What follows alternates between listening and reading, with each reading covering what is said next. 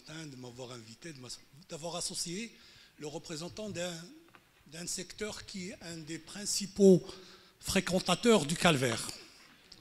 Fréquentateur du calvaire. Oui. C'est quoi fréquentateur du calvaire? C'est-à-dire que le travail d'entreprise, c'est un travail, c'est un calvaire. Dès la phase de soumission jusqu'à la phase du paiement, de la liquidation du marché, c'est au jour le jour et c'est réellement parfois un parcours de combattant. Je m'explique.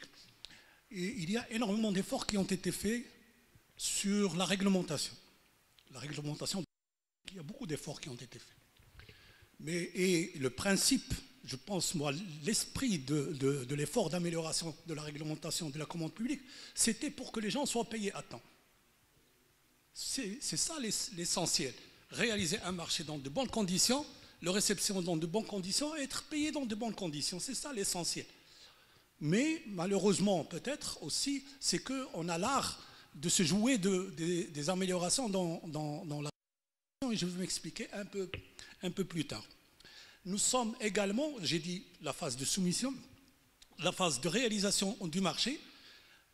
Pour nous, il y a une amélioration certaine à la fin du processus, c'est-à-dire au moment du décompte, du mandatement du décompte, il n'y a plus de retard. Au niveau du trésor, généralement, c'est même moins que les chiffres qui sont annoncés pour les marchés publics. Mais qu'en est-il avant? Qu'en est-il avant? Ça a été évoqué par Séboukhris. Qu'en est-il l'établissement de l'attachement? Qu'en est-il dès le début du marché? Quand vous avez un marché de 2 ans et qui se de 10 années, est-ce que c'est un retard de paiement? Et là, on n'est pas encore sorti du calvaire. Il faut rétablir la confiance. Mais il faut également, et ça a été le souci de l'amélioration continue de la réglementation, et nous avons travaillé dans la confection des textes sur la commande publique, depuis 1998 au moins. Nous avons travaillé en 2003, 2013 sur le CCAG. On a introduit un certain nombre de choses. CCAG, c'est le cahier des clauses administratives générales de travaux. C'est la Bible qui régit un chantier de construction publique. Mais le problème, c'est qu'on trouve d'abord parfois des comportements qui sont contraires à la règle.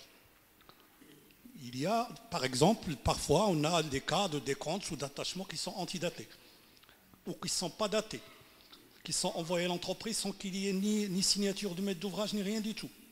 Bon, il y a des améliorations qui ont été faites. Parmi les améliorations qui ont été faites pour justement garantir la fluidité dans le paiement, l'entrepreneur de BTP, il gère des flux. Il gère des flux de camions, des flux de personnel, des flux de fournitures et des flux de travaux. Et puis, c'est un cercle qui tourne. Il est payé, il paye ses fournisseurs, il paye. Et il ne peut pas ne pas les payer. D'ailleurs, certains fournisseurs sont devenus des banquiers, in fine, de l'État, des établissements publics et des collectivités territoriales. Parce qu'ils prennent, ils prennent le risque de là. On a mis en place un agent chargé du suivi de l'exécution du marché pour que les attachements soient faits rapidement, pour que tous les incidents soient faits rapidement. Ben, figurez-vous que cet agent a 15 jours pour approuver ou désapprouver un attachement. Pourquoi 15 jours? Il est chargé du suivi de l'exécution de ce marché. Et il est dans le marché. Il vous est signé par un ordre de service. Ça, mais le problème, il est bien avant. Nous estimons que le problème, il est bien avant. Nous avons énormément de marchés de travaux qui sont lancés sans préparation, sans qu'il y ait la totalité des plans, sans que les temps soient libérés, sans que le problème de réseau enfoui ou apparent ne soit réglé. Et ce qui fait que l'entrepreneur qui est chargé d'exécuter un marché en 6 mois, il n'a pas la capacité, pour des raisons qui lui sont étrangères, d'exécuter son marché. Et ça fait des retards. Et je vous assure également, parce qu'il y a aussi autre chose, c'est pour ça qu'il faut parler de rééquilibrage des relations. Il y a une rapidité dans l'application des pénalités qui vont jusqu'à 10%, sans parler des pénalités particulières. Alors que, bon, vous connaissez le taux des intérêts moratoires, il est ridicule, il n'est pas rédhibitoire et il n'est pas dissuasif.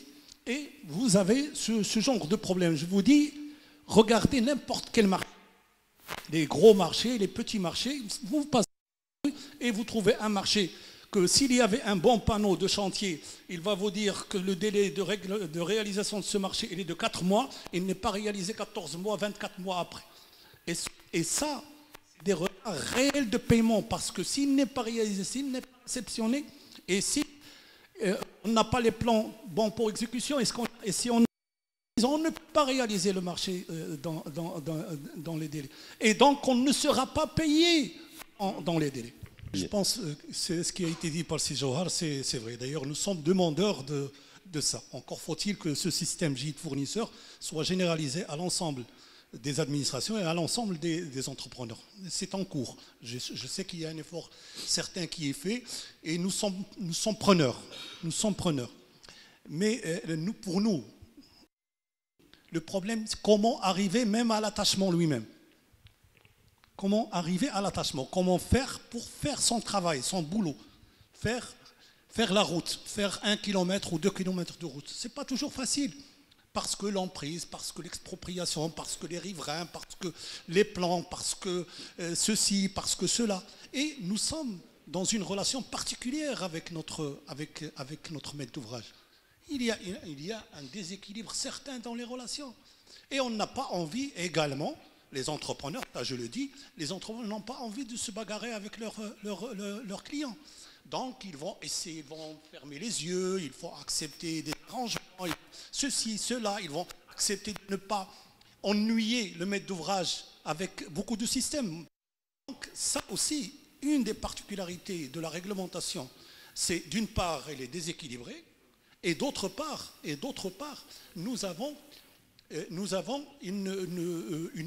zones d'ombre, des pièces obscures où on se retrouve entre un représentant du maître d'ouvrage et un entrepreneur, un fournisseur. Et là, il y a beaucoup de choses qui peuvent se passer. Je parle également, il y a d'autres éléments, c'est important que les gens sachent. En principe, nous avons une relation avec le maître d'ouvrage. Mais forcément, nous sommes impactés également par la relation de ce maître d'ouvrage avec son comptable public, qui ne dépend pas de lui et qui peut parfois retarder des choses, ne pas accepter des choses, etc. Nous sommes également, et vous savez que dans la gestion, dans l'exécution d'un marché, il n'y a pas seulement que le représentant du maître d'ouvrage.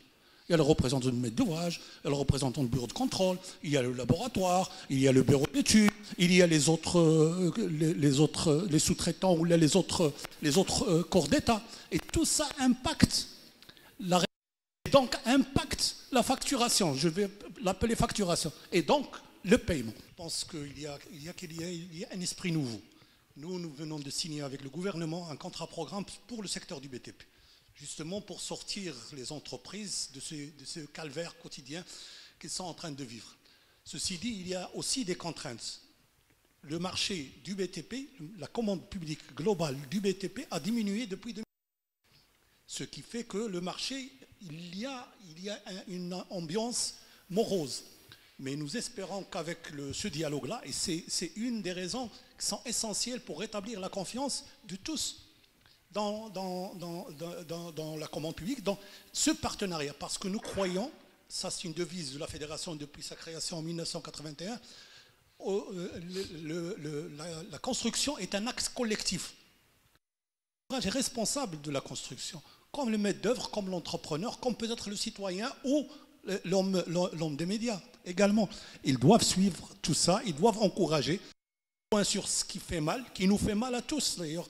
Moi, j'ai participé à 2 des conférences régionales qui ont été organisées par les 3, le Wali, directeur général des collectivités locales, Sibn Souda, ou le Moumtil Diel Sismar Fmrakchouf Darbeda, et j'étais heureux d'écouter, d'entendre ce souci qu'ont les hauts responsables de l'État marocain face à ces problèmes. Et je vous assure que le contact est quotidien, et on parle, vous croyez, de l'ONE et de l'ONCF juste ici ou de certaines collectivités, on en parle aussi au téléphone, dans les cabinets, pour sensibiliser à la situation des gens.